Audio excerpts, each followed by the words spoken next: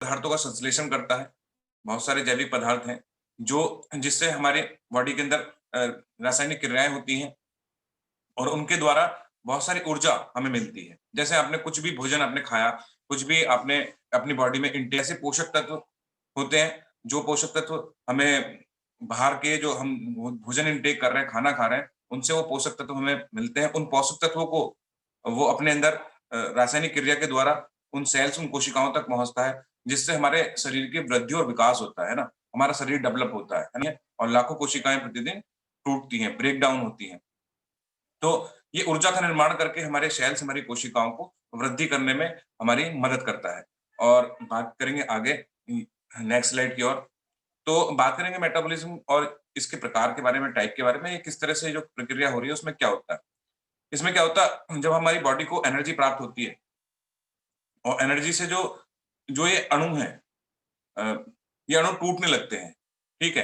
तो इसे उपचय कहते हैं। बहुत सारे अणु ब्रेक डाउन होते हैं जब एनर्जी प्राप्त होती है उसके बाद वो ब्रेक डाउन होने लगते हैं, टूटने लगते हैं, बड़ी मात्रा में एनर्जी निकलती है हमारी बॉडी से। एनर्जी उनकी बॉडी एकदम क्या करने लगती है, उसको शरीर में लगने लगता है, उनका वेट गेन होने लगता है, बढ़ने लगता है। आप में से बहुत सारे लोग ऐसा कहते हैं भी होंगे कि हमें तो हवा भी लग जाती है। अगर हम हवा भी उसको सूँघ लें मतलब साँस भी लें तो उसको वही हमको लगती है। ऐसा आपने बहुत बार आपने सुना होगा लोगों से मुँह से कि मेरा तो शरीर ही ऐसा है कि मैं जो है हवा भी सूँघ लूँ तो क्या होता है, मेरा वज़न बढ़ जाता है ना?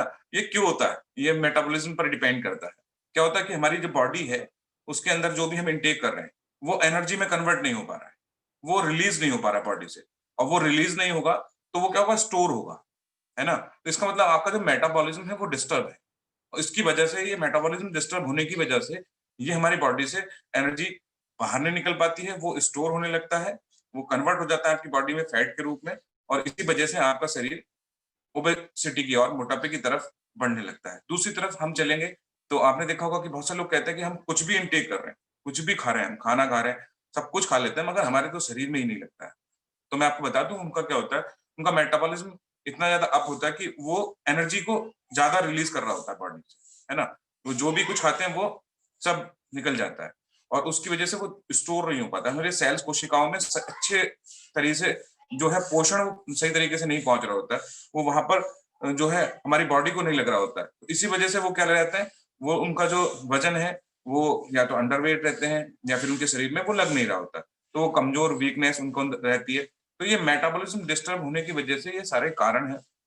हमें इनके कुछ कारणों के लक्षणों की तरफ भी चलेंगे, कुछ कारणों की तरफ भी चलने वाले हैं कि ये ऐसा ठीक नहीं है। जब आपके जो मेटाबॉलिज्म ठीक नहीं है, डिस्टर्ब है, तो उससे क्या-क्या हो सकता है, ठीक है? फिर मैं आपको बाद में बताऊँगा ये क्यों भी होता है, ये भी बताने वाला हूँ। तो अगर हमारा मेटाबॉलिज्म ठीक नहीं है, तो हमारा क्या होगा, हमको थकान महसूस होगी, हमको लेज़ीनेस फील होगा, हमारी बॉडी में हाई कोलेस्ट्रॉल होगा। क्यों? मेटाबॉलिज्म डिस्टर्ब है, आपकी बॉडी में ज़्यादा एनर्जी मतलब जो भी एनर्जी है वो अपने आपके फैट में कन्वर्ट हो रहा है, वो स्टोर हो रही है ना? मांसपेशियाँ आपकी कमज़ोर हो जाएँगी। क्यों कमज़ोर हो जाएँगी? क्योंकि फैट की परसेंटेज बढ़ेगी, तो मांसपेशी तो ऑटोमैटिकली कमज़ोर होंगी। हमने आपको बताया है कि दोनों का कॉम्बिनेशन एक साथ नहीं रह सकता उस तरीके से। उनकी एक लिमिटेड है, मात्रा है और यदि फैट की परसेंटेज बढ़ेगी तो मांसपेशियाँ वैसे ही कमज़ोर होंगी। अगले पॉइंट की तरफ चलें तो ड्राई स्किन, आपकी स्किन जो है वो ड्राई रहने लगती है। आपका वज़न भी बढ़ने लगता है। वज़न घटने भी लगता है, वज़न बढ़ने भी लगता है। जोड़ों में स्वेलिंग आने लगती है, आपके जॉइंट्स जो है उसमें अंदर जो केमिकल जा रहा है, उस केमिकल के माध्यम से तो हमारी बॉडी में डिस्टर्बेंस हो रहा है, हमारा मेटाबॉलिज़्म भी डिस्टर्ब हो रहा है, हमारे खाने-पीने की आदतों के कारण हमारा मेटाबॉलिज़्म डिस्टर्ब हो रहा है। बहुत सारा केमिकल ना चाहते हुए भी बॉडी के अंदर पहुँच रहा है, उससे हम बच नहीं पा रहे हैं, है ना? वो सारी चीज़ें आज हमारे खाने में नहीं रहेंगी। क्यों?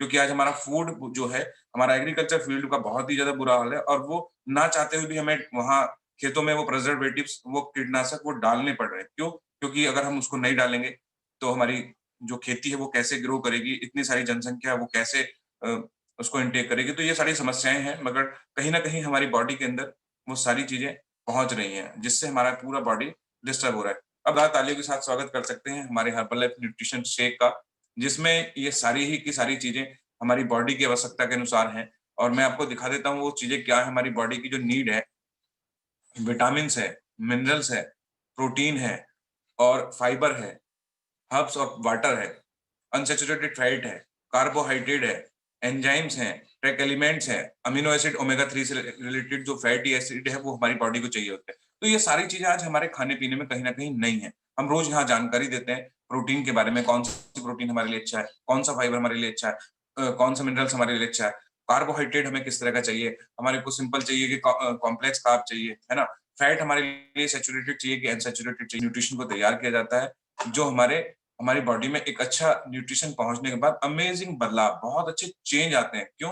क्योंकि आज हमारे शरीर में न्यूट्रिशन यानी कि पोषण की कमी के कारण हमारी बॉडी में बहुत ही ज़्यादा डिस्टर्बेंस हो रहा है और बहुत सारी समस्याएँ, बहुत सारे कारण हैं, जिसकी वजह से आज हमारी बॉडी बहुत ज़्यादा डिस्टर्ब हो रही है। हम डॉक्टर्स का चक्कर लगा रहे हैं, हम हॉस्पिटल का चक्कर लगा रहे हैं। बहुत सारा कारण है। लगभग 70 से 80% जो 70 से 75% जो कारण है हमारा, हमारे खान-पीन, हमारे पोषण में कमी का है। और ये सारा न्यूट्रिशन मिलता है आपको हर्बल लाइफ न्यूट्रिशन से और आप इसके लिए क्लैप कर सकते हैं। और साथ-साथ मैं आपको बताता हूँ, इसमें बात करते हैं मेटाबॉलिज्म डिस्टर्ब होने की, तो उसमें है afresh energy drink. Afresh energy drink जैसे कि मैं भी फ्रेश एनर्जी ड्रिंक ले रहा हूँ, 1 सिप ले लेता हूँ।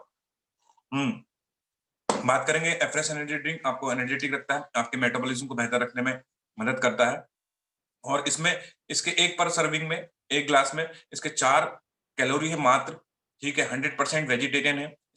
इसको बनाना बहुत आसान है, आपने देखा ही होगा कि हम लोग कैसे ईज़िली इसको बना लेते हैं। चाय बनाने में 5 से 10 मिनट लगेंगी और इसको बनाने में मुश्किल से 30 सेकंड नहीं लगते। गरम पानी होना चाहिए और ग्लास में डालो, ईज़िली हमको बन जाता है। इसमें कोई शुगर नहीं है और ये हमारी बॉडी में टॉक्सिसिटी को रिमूव करता है, फ्रेशनेस रखता है और हमको एनर्जेटिक रखता है। बात करेंगे नेक्स्ट और आपकी मसल्स को बहुत ज़्यादा ग्रोथ करता है, रिबिल्डिव स्ट्रेंथ। कुछ टॉपिक की तरफ मैं अभी ये कंप्लीट हो चुका है, कुछ रिजल्ट की तरफ मैं चलूँगा और देखते हैं कि इन न्यूट्रिशन को लेने के बाद उन लोगों के अंदर किन-किन लोगों के अंदर क्या-क्या बदलाव यहाँ पर आए हैं, क्या-क्या चेंजेस लोगों के अंदर आए हैं। तो हम कुछ लोगों से बात कर लेते हैं, बात करते हैं यहाँ गुड मॉर्निंग। जी, जी, जी, विशाल जी बताइएगा क्या जी, चेंजेस है आपका इस न्यूट्रिशन को लेने के बाद? कितने दिन से आपने न्यूट्रिशन लिया? क्या-क्या चेंज आपके बॉडी में आए? क्या ट्रांसफॉर्मेशन हो पाया है? थोड़ा-सा यहाँ पर बताइएगा। जी, इस न्यूट्रिशन को यूज़ करने से पहले सर मेरी खाने-पीने की आदत सर बहुत खराब थी और दोपहर तक सर नाश्ता भी नहीं करता था, ऐसे ही पड़ा रहता था।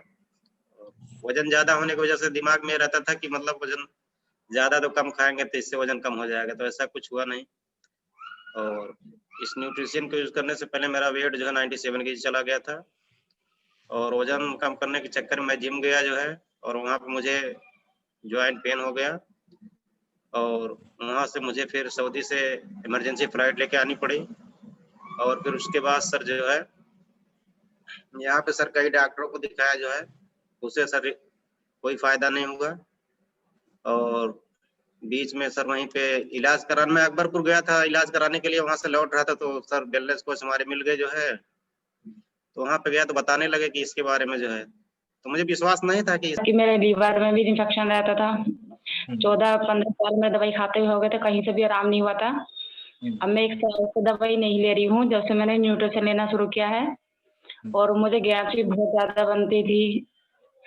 8 दिन में 10 दिन में गैस बन जाती थी, बहुत परेशान बहुत ज़्यादा रहती थी मैं गैस बनने से। हुँ, मुझे डिप्रेशन भी रहता था सफाई का, अब वो भी मेरा नॉर्मल है और सर पहले मेरे को नज़ला होता था तो नज़ला सर 1 महीने से पहले नहीं जाता था मेरा नज़ला, जब हुँ, होता था।